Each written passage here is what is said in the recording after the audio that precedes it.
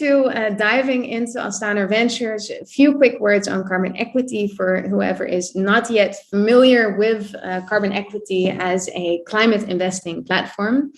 So what is carbon equity? Carbon equity is a fintech platform or climate investment platform that connects next generation wealth to the world's most impactful investing opportunities. And next generation does not, that is not bound to any age. So we have people in carbon equity from the age of 25 to probably 80 or 85, I think our oldest investor is.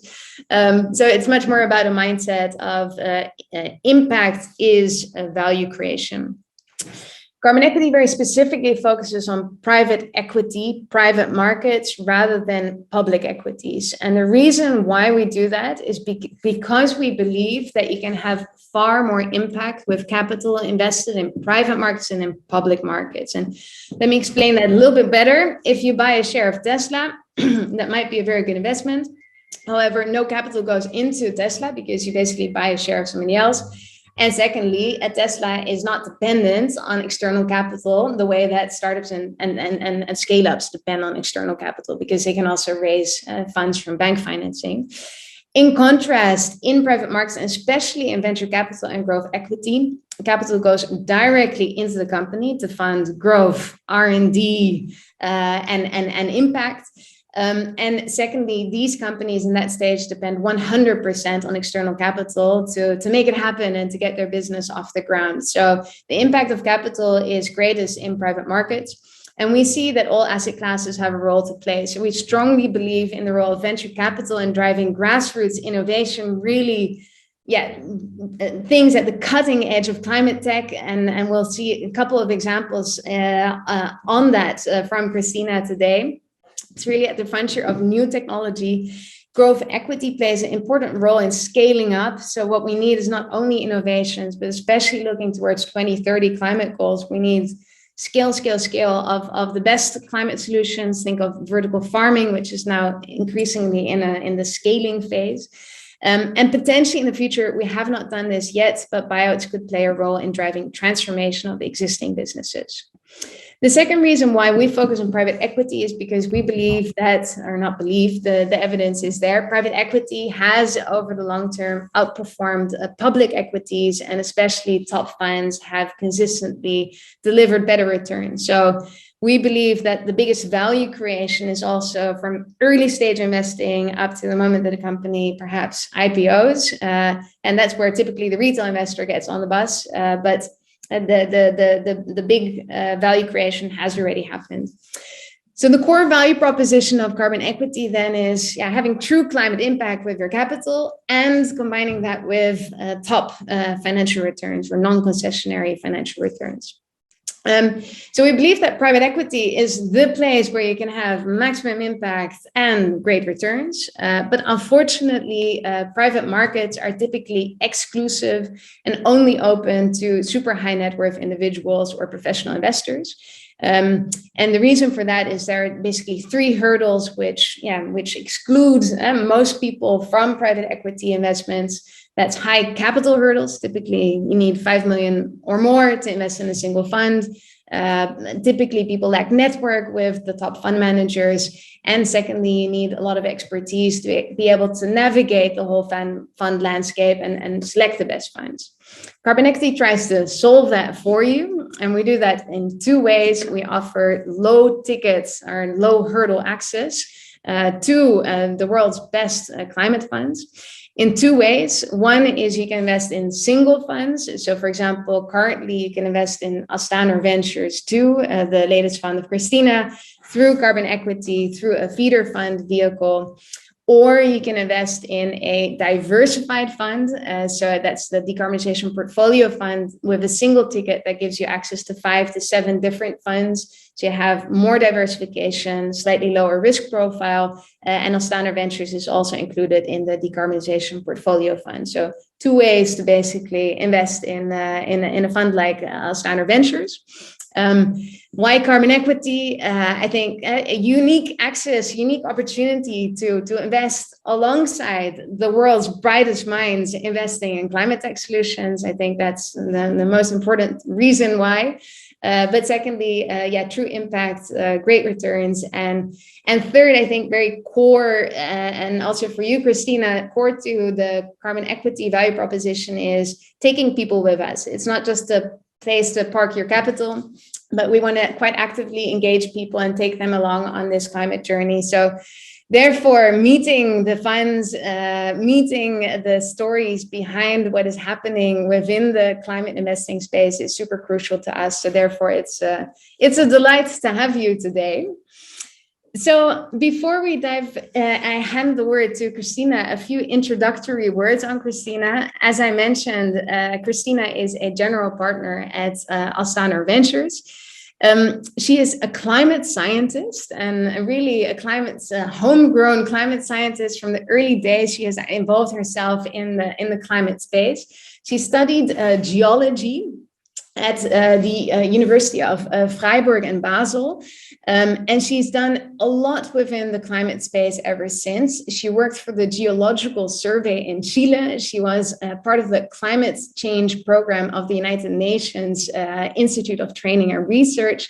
She was also part of the German Federal Ministry for the Environment in Berlin.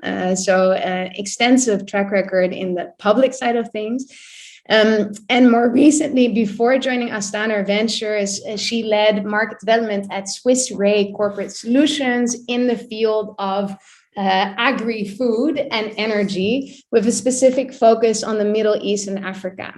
And in that capacity, she worked a lot in sub-Saharan Africa, in ensuring that African governments received financial support for climate protection, but also quite directly working with smallholder farmers in sub-Saharan Africa to develop financial solutions for them. So extremely multifaceted experience coming from, on the one hand, from the academic side, on the other hand, really working in both public and private capacity with farmers within the agro-food space. She also has a Master's of Public Administration from Harvard University. She works with the Basel Agency for Sustainable Energy, and she's an active impact investor and has been advising funds on investing within the agro-food space with a specific focus on seed technologies. So very interesting to have you, Christina. Thank you so much for joining us. And let me hand the story to you to talk us through the opportunities in the climate space. Well, thank you very much, Jacqueline, for that kind introduction. And good morning, good afternoon, good evening. I don't see you, so it's always an interesting conversation to be had. So I don't know where you sit, who you are, but thank you very much for listening in. We typically say the work we support, the real work is done by the founders, the entrepreneurs we work with.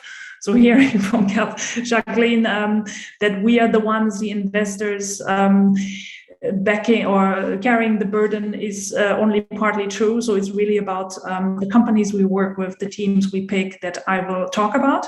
But I wanted to give two examples, a bit more color, what really has informed my passion, because it's important to say, it's important to also make sure that what we talk about is something tangible, and in working with those founders, we can make tangible impacts.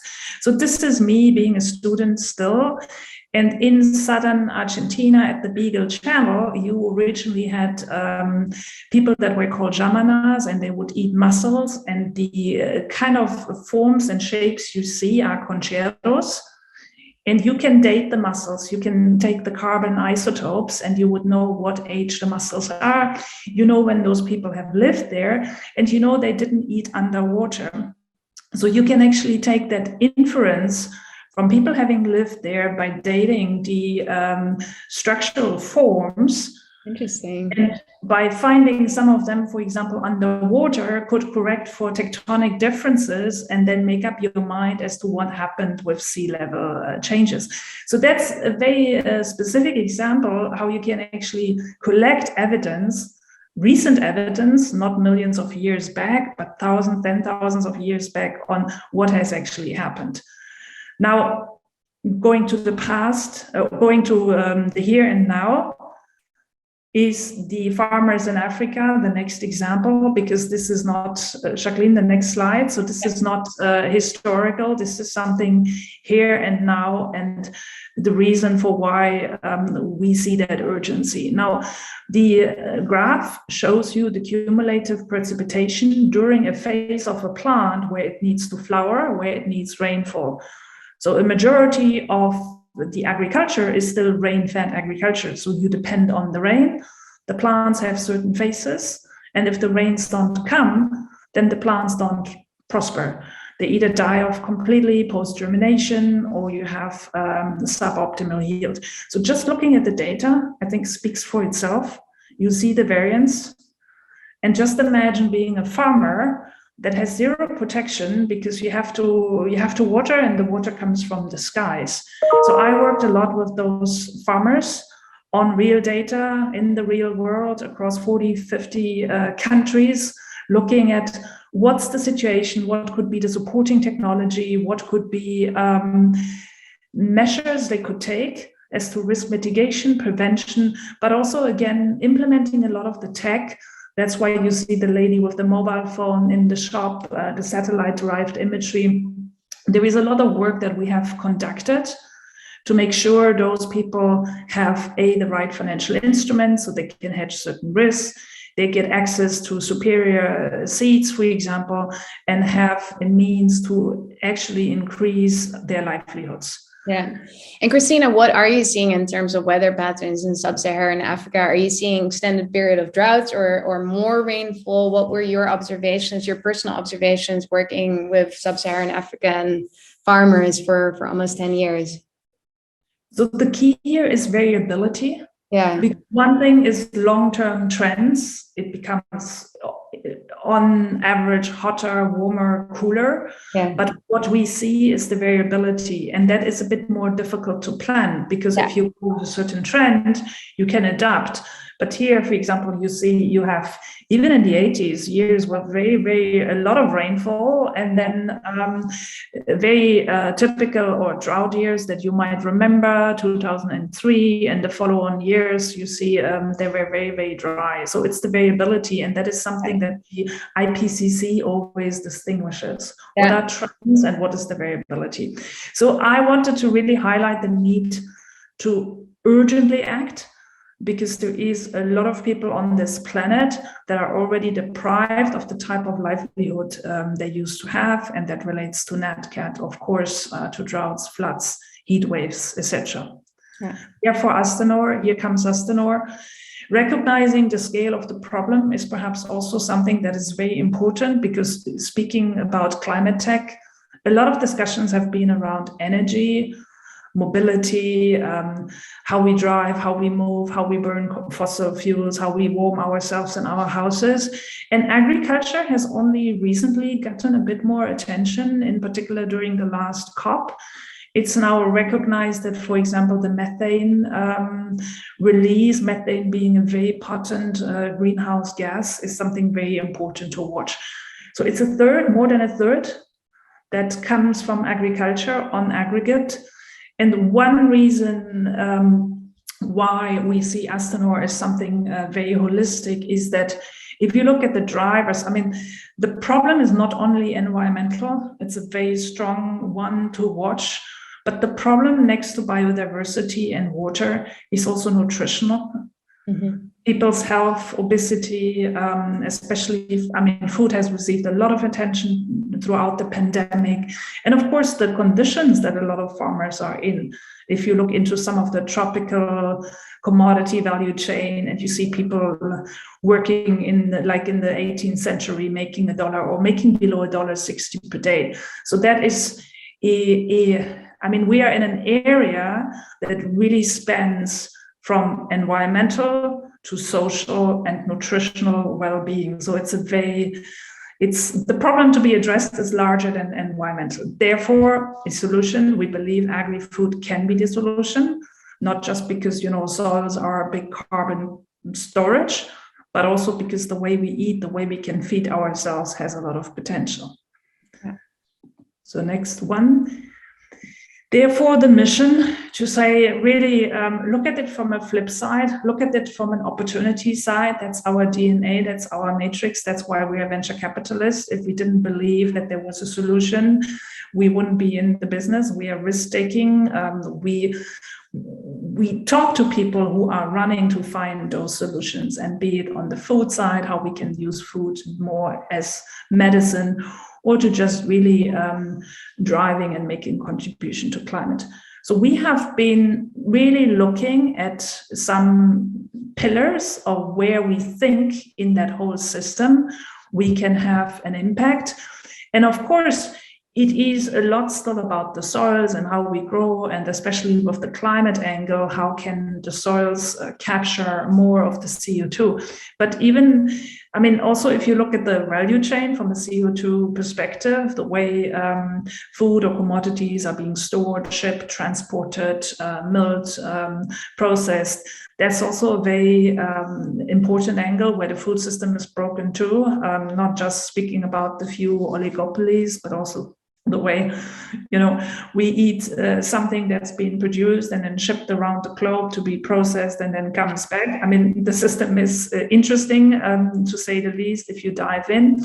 And last but not least, of course, everything that is closer to the end consumer. Is there novel ways of what we could be eating that is, from a nutritional perspective and from a climate footprint, a bit more beneficial?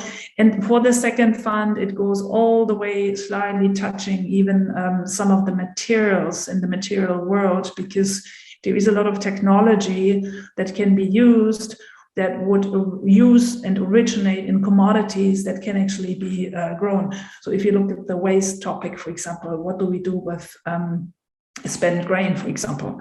Is there usage beyond just putting that into a landfill or feeding it to? Interesting. So really bordering on circular economy. How can we use the most of all of the resources that we have? Yeah, super interesting. Important, the size of the opportunity. I will not speak long about it. I just see a lot of focus on alternative proteins, and people talk about how do we feed the world based on proteins. I think the space is much, much larger to watch, and there's not just proteins, there's fiber, there's other elements that we need. But again, the whole value chain, from more efficient production, be it precision ag driven, to packaging, the whole plastics topic, smart logistics, bio-based materials, traceability, that's obviously a big concern to consumers too. It's a massive space if you look at the numbers, so it goes far beyond the alternative protein. Therefore, we set up a fund quite early already. We started with the first fund in 2017. At this time, we were a first mover. There was already some attention, but there wasn't the type of attention that you would see today. And there were few people in the space at this time. Yeah. How have you seen the landscape change, Christina? Because indeed you were one of the first movers. Now suddenly agro-food has become one of the hottest investing topics, or it's at least a big topic of conversation. How have you seen sort of the competitive landscape from a fund perspective change over the past 4 years? I think especially now with a lot of deal flows and a lot of entrepreneurs competing on very technical issues, you have certain advantages, with insights into portfolio companies that have tried and done certain things. I mean, a modern meadow, which is quite advanced, has started on a cellular ag platform wanting to do food, then pivoted into materials because that, for a lot of reasons, amongst them regulatory, was a bit quicker to market. So that is something that you obviously, as a manager, having had already exposure to a large universe, you get a lot of insights into specific technologies and chances of success. That's one thing. And we'll speak about the flywheel too at some point, because with a increasingly competitive space in terms of the investors, the entrepreneurs also start asking, but whom should we run with? Because those partnerships are very important. We can actually add value. And our single most important, item here are references. Yes. I spoke about the entrepreneurs. I spoke about them being the true champions. So if the CEO of Infarm or the CEO of Insect makes a reference to a younger starting entrepreneur with a business that is a bit earlier stage and says, you know what, that's what I've gone through over the past 5 years. And that's how Astanor has supported. That is for us the most validating, also the most rewarding. Yeah, exactly. Yes, so we have a first fund that is 260 million euros. We raised it as an impact fund. We, at this point in time, raised the first dedicated impact fund globally. We now have an active, large portfolio company, 28 portfolio companies, if you go. So I'm not going to speak about all of them. We talk about our companies on the website, and this is really Fund 1, and we feature the people, and there's a lot to say about all of them. But I thought I'd pick 3 examples. I pick an example that also, in terms of the second fund, is really the type of sweet spot for us in terms of stage. It's a Series A. It's not something that is too early. But it's a type of deal where we take a very active lead. We are the lead investor in the round. We work very intensively with management. So that's the type of sweet spot. I personally like PLANTIBLE. It's one of my favorites in the portfolio company. In the portfolio, yes, it is alternative protein. So I have to apologize for that because there is so many more sectors. But what they are doing is quite unique because, as you know, the race to find a good functional protein is out there. We all know soy is not very sustainable. The Amazon, 10 times more soy production. It comes at a huge environmental and social cost. And we do know that certain proteins like peas and beans don't have the functionality that is required if you want to bake your cake or if you want to have some forming, or if you want to replace eggs. There is quite an abundant protein that is called rubisco. It's abundant in plants. It takes a certain enzymatic role. There wasn't anyone able yet to extract it and to use it. And the PLANTIBLE team, which I think is amazing because it's 2 young Dutch immigrant entrepreneurs that moved to California, worked with an abundant algae site and taking water lentils as the original source. So it's lemna, it's duckweed. It's the green thing that you can see in the ponds. Yes. So that's a fairly, if you look at other approaches going into bioreactors and doing a lot of very energy intensive work, this is actually quite interesting.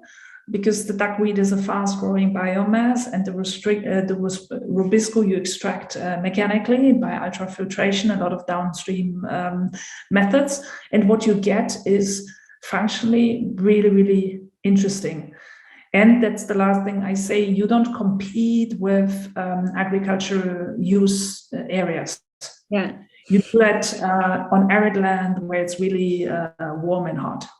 It's fascinating. So can I actually eat duckweed if I were to go to my local pond and I eat it? Would that be okay? Or is that going to be... Depending on what else you put into your pond, Jacqueline, but eating duckweed in general is okay.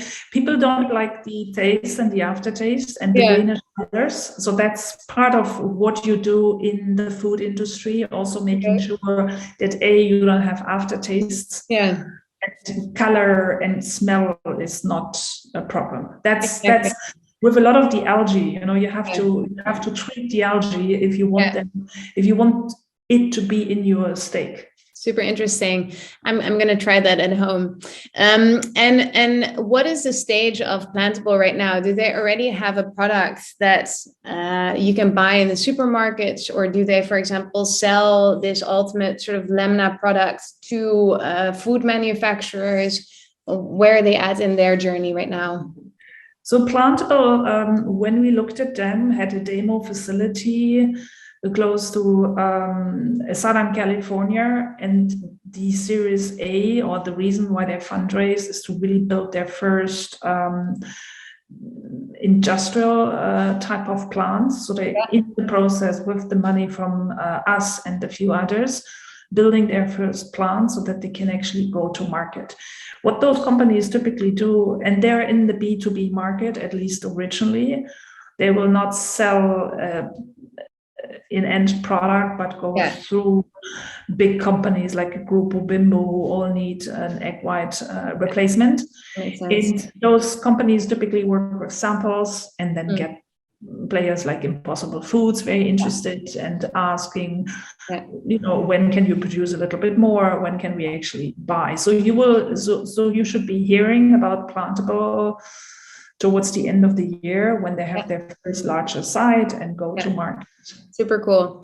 And final question on this, for a company like PLANTIBLE, which is rather R&D heavy, Series A, what is the biggest challenge for them?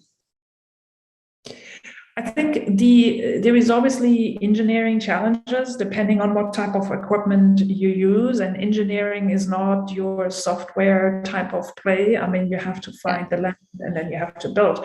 So the PLANTIBLE case, it's a lot of off-shelf equipment, so there is not a lot of risk that scaling up will be very, very difficult to compare to other technologies who haven't been proven at scale. So that risk is somehow mitigated. It's not so much the demand, because the demand is very plentiful. I mean, it's the supply who cannot answer to the demand. So it's more like your typical, how fast will it go? How much capital will you burn along the way? And then, of course, interesting to make then tweaks to the product and to say, okay, for example, if you use ultrafiltration, you extract, can you increase efficiencies? Because efficiencies will go directly to your bottom line. Yeah, cool. Thank you. So that one is a slightly different example. It's an example that you will most likely not see much with the second fund, because Appeal has been a company where we invested in the Series D that is already quite late. But when we started and really looked into shelf life extension, what can be done on food waste, it was just the outstanding company, the outstanding work that Roger has been conducting since its very early days. And I happen to know his early work in sub-Saharan Africa, where he was working with perishable fruits, mangoes, and I was trying to make it make them a bit more shelf life. It was a project for the Gates Foundation, and his original background is material science. So he painted a lot of colors on surfaces to see what could be storing solar, how. So that whole surface material science, chemistry, he got from work on actually climate topics. Could you be painting surfaces or to use them a bit more for energy storage? And then really found there is ways to use waste streams then to coat the produce and to increase shelf life, which we thought is really is just too brilliant also to ignore. So when we had discussions with his team, they were on an expansion plan beyond the US, very obviously going into Europe, other jurisdictions. So the partnership, and that is something to say here about us too, we are not US or Europe focused. We try to make that huge bridge across the continent. And in particular, Appeal was very much interested in more traction in the European market, which is a more difficult market because it's very fragmented, and what works in France might not work in Germany. So we onboarded there with a primary objective to be active on the European side and make introductions for them in Europe. Interesting. So your value add in that case is also really opening up the European market for them. Yeah, cool. Awesome. And the last one I show you is an early stage company, because this will also happen in the second fund, that we do a few early stage investments. it is part of picking outstanding teams and part of making sure we have a good access and good market intelligence. So this one is not your typical tech play. It's not the type of product where you patent and you can. It's more like your recipe, trade secret type of business. What I personally really liked about Better Fish is, when we looked at the market a year ago, there were more solutions for meat replacements and less for fish. That's one thing. But for me, the key argument here is the ingredient, and the ingredient is a macroalgae, seaweed. And what one needs to understand about seaweed is actually that it does absorb a lot of nitrogen from the ocean, so it mitigates the over-fertilization, the runoff, and it's a tremendous CO2 store. So it's a carbon negative effect growing seaweed, and seaweed, if you grow it in our oceans at our latitudes, doesn't have adverse effects on the marine ecosystem or anything that could be as sometimes destructive as the type of monocultures we do on land. And there was no, when we spoke to the team, there was no apparent reasons why Europeans wouldn't eat seaweed. Seaweed has been eaten in other countries. So it was more the question, could you prepare it in a way, and could you have products that are really, really well tasting? So they have a tuna product that actually tastes like tuna. So they have pizzas in a can, and that made us very excited. Yes. Super cool. Did you do like a blind tasting test to see if it would? Yes. And we send it, I think David wouldn't mind that I tell that story. We send it to the great David Silver, the ex-Noma fermentation expert. Cool. And he really liked the product. So we have a couple of people, because you might say, okay, if Christina tastes the product, that might not be a very strong data point, and you're correct, it's the case. So we have a couple of chefs in our network, and people like David Silver, who have worked a lot with different biomass sources on different alternative products, and they can really give a much more expert-driven view on, the texture, the taste, the mouthfeel, because it's actually quite complicated what happens, on the way into your mouth, on the tongue, and then all the way into your stomach. I super love that about Astanor, that you have such a multifaceted network of experts, including chefs, indeed, because ultimately that is such an important part. It's food, so it's also experience and it's taste, and that's super crucial. Yeah. And what would you say are the biggest challenges for Better Fish? So this is really a company that needs to build a brand, which is, again, something very different from a B2B business. So you have to be, consumers are a fickle bunch. So you have to cater not just to a few of them, but to more of them. They have to like it. The retailers have to say, yes, this is a unique opportunity for us. We want to list it. We want to list it not just once, but several times. But the way,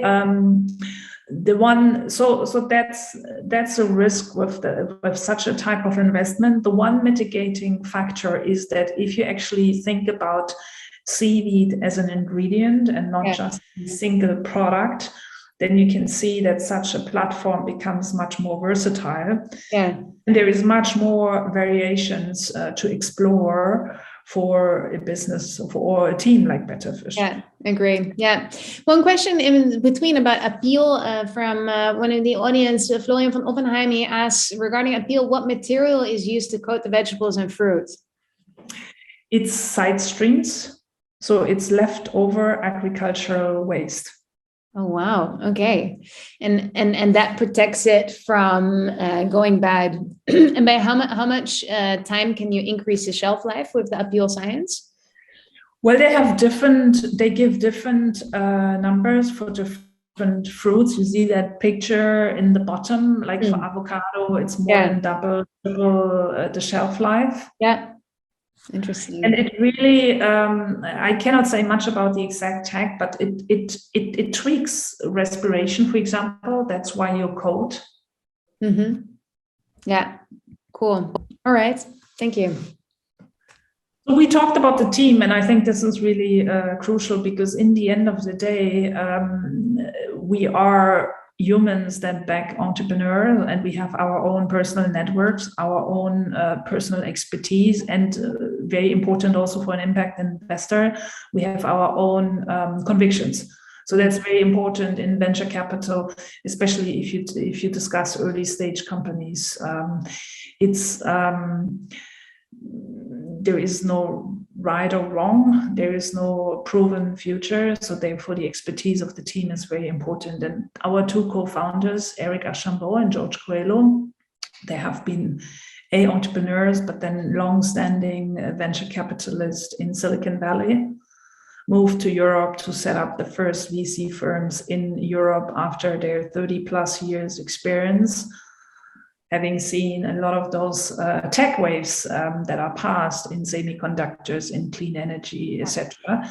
They are both the nucleus of the firm, and they said after, the software, the internet, semiconductors, clean tech, it is now the time for agri-food. This is the origination of the firm, them saying, we have supported the Spotifys of this world, which are very cool stories, but now we want to have a thematic focus, because we think the challenge is just too large, and we can use the tech expertise.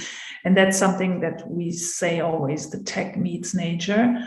Like, we don't want to explore or exploit the boundaries of nature. But we want to have a tech angle to what we are doing for a variety of reasons. So that's really Eric and George.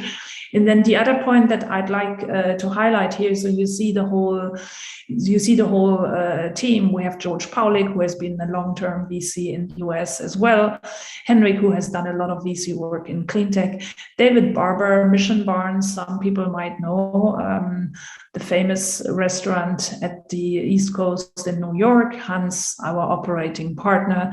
Dr. Kathleen American was the secretary for agriculture in the Obama administration. She is now a professor. She is one of our venture advisors. And Emmanuel Faber, you may know because he was the CEO of Danone. Yeah, amazing. What an amazing team. It's one of the reasons why we are so enthusiastic about Astanor, but also in general, I think that's one of the big secret weapons, if you will, of the whole climate tech industry. I see some of the world's best talent moving into climate and just getting so energized about solving climate challenges with technology. So yeah, that's really cool. So that one is worthwhile mentioning too, because this is the standing advisors we have. Obviously, if you need very specific know-how, the network is much larger. But we have people that work with us that also have a very varied background. So you mentioned the chefs already, Jacqueline. So David Silva, Bruno, they're chefs. Then we have people like Javier, who has, because the regulatory side in food is very important. So Javier has been with the EU commissions. He knows the regulatory side very well. Then we have, for example, people like Johan Kadoun, who has a lot of biotech experience and led the BIB Belgium Biotech Center. We have people like Indra, who has been the former chair and CEO of PepsiCo. So that's a CPG angle, a big business angle, same as Elisabeth Florio, who has been with Thai Union. We also have quite a few techies, pure techies, like Louis Monnier. He is with Google. Yeah. He is an AI machine learning expert. So that's a bit the type of mix that are standing advisors. And again, the network is much larger, because if you have very specific cases that you're looking at or very specific asks, you obviously sometimes have to search in niches that are beyond what is the standing team. Exactly. Cool. All right. Maybe at this point, because we have 15-20 minutes left, let's dive into more of the audience questions that we see. And here's a question from Jan Smit. And a very important question, I think. What will you not invest in? Because it's a pretty broad sector. Are there any agri-food technologies that probably you will not invest in as Astanor? There are. That's an answer. So, and that is perhaps what we have not spoken about: the impact, making sure that there is somewhere a contribution to what we have defined as certain KPIs, be it greenhouse, be it biodiversity, be it. I give the example of the whole quick commerce, the whole food delivery space. There is certainly business models where we cannot identify the clear impact, where we might see a very good financial story, but where for the workers' perspective, the social impact, or just the model itself, where we don't see why, we would, for example, need food to be delivered below an hour instead of below 2 hours, or have more people trying to capture. So that would be an example, the whole quick food delivery space that has been very successful. We have not yet found the impact angle for. Yeah, exactly. Yeah, that makes sense.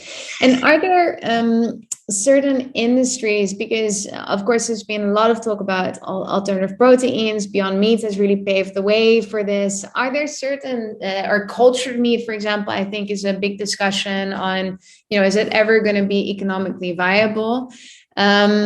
Are there certain segments of the market that you see receiving investment, but that you are perhaps personally or as a fund not a big believer in? Are there things that you think are perhaps not going to pan out that are receiving investment within this space?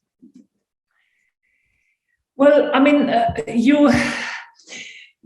what is a good answer to the question? There is always a good moment in time when to pick up certain technologies. And you mentioned cellular cultured meat, and that's probably the biggest elephant in the room whenever we speak to someone. Are you a believer, yes or no? And I don't think that anyone has seriously figured out what the scalability is. That doesn't mean it's not scalable. That just needs more trying on, what does happen to cells if you grow them in larger bioreactors, if you put them in suspension, if there is contamination, which can potentially happen because you don't have an immune system. If you put the virus into the soup, your batch is gone. So it's certainly that type of field. I think what we have also, like moving to certain technologies that are more in the digital precision ag space. Question would be, for example, to what type of precision you could say certain things. And carbon is a very good example here that is not as sensitive or not as contested as cellular meat.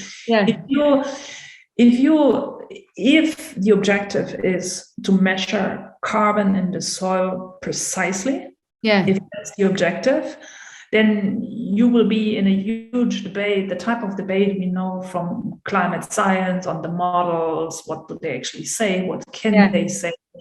What's your absolute carbon? What's your volatile carbon? What can be stored? How long and when and how? And you will probably here now not end up with a very precise answer. If you then look into how do I measure, then if you want to use remote sensing technology, then there is another level of imprecision. So you can ask yourself as an investor, for example, in the carbon space, once it comes to agriculture, what's your objective or what's your underlying hypothesis? Why would you support? Is it based on unique precision tech, or is it based on political momentum? What is it based on, regardless of, again, the exact level to which it may or may not work? Yeah, exactly. And maybe perhaps in the same line of thought, what do you feel are the most underfunded segments of the agro-food opportunity set? The underfunded segments are probably the segments that are difficult to capture in a venture capital model. Mm-hmm. And what are those? For example, if you think about regenerative practices or regenerative agriculture, if it, for example, came to how do we do it? Mm-hmm.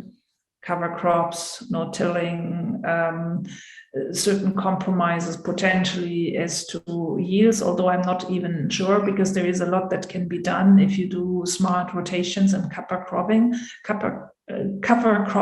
But then the question is, if you take a venture perspective from like a tech investor, what is the angle that would you take into regen agriculture? There might be a funding angle, that project get funded. Mm-hmm. So the fintech element might be important, because it is about making sure whoever wants to switch has the means and the capital, and then thinking about who could be the off-taker so that you have a bit of an agreed upon supply. So that's an angle we have been very much interested in, but it's difficult to kind of find a good model except for fintech. Another example could be the whole ocean, blue ocean kind of vertical that a lot of people talk about, or even biodiversity. Yes. What is a good tech-driven angle into biodiversity? That's very interesting. So it's a search for also VC suitable business models within specific industry sectors, which make it fundable or less fundable. Cool. If you come from a problem perspective, Jacqueline, because if you come from a solution perspective, then there is then you don't have limitations. But if you think from a problem perspective, you're gonna find a good solution to biodiversity. Exactly. Speaking about regenerative agriculture, because I feel there's this tension in agriculture. The past couple of decades have really been about driving productivity and increasing the food production, lowering food prices. And that has often led to super large scale industrial farming with often less than very poor conditions, for example, for animals, but also monoculture in agriculture, leading to a lot of efficiency, but also really extractive impact on, for example, soil. How do you see this tension between needing to produce in a more regenerative or less extractive way, but also at the same time being able to feed a growing population? I think by 2050 we'll have like 8.7 billion people on the planet. How are we going to feed them whilst not being extractive? What's your point of view on that tension between the movement towards more regenerative and biological, for example, versus like industrial scale food production? Yes, I think where I would start answering that very big question is that a lot of the food we eat today is not very nutritionally dense for exactly that commercial large-scale food system that, in our opinion, is broken. So the way we eat today, not in all regions of the world, but in some regions of the world, is a play on excess calorie, and what we call empty calories. So the drive for yield increases that we see means, in some cases, I don't want to sound too generic here, but it means more empty calories. Mm-hmm. So if you actually look into nutrition and value, nutritional value, fibers, etc., the whole range, you might be well off with eating less in terms of your kilograms or your tonnage produced. So I think if the system would start here as to what actually do we need to eat from a nutritional perspective, and that's just speaking about our part of the world, there wouldn't be so much contradictions between a growing population and what we can produce. And the other important factor, of course, is food waste. If you look at how food is wasted, and that again is the function of the supply chain. Supply chain being really, really complicated, complex, Also some of the conditions we have and the way we behave as consumers, if we want to have the perfectly round apple and everything else, we ignore. So we could, with what we currently do today, we could already feed a lot more people, by the way, in Sub-Saharan Africa too. So there is no reason why we wouldn't feed them in Sub-Saharan Africa.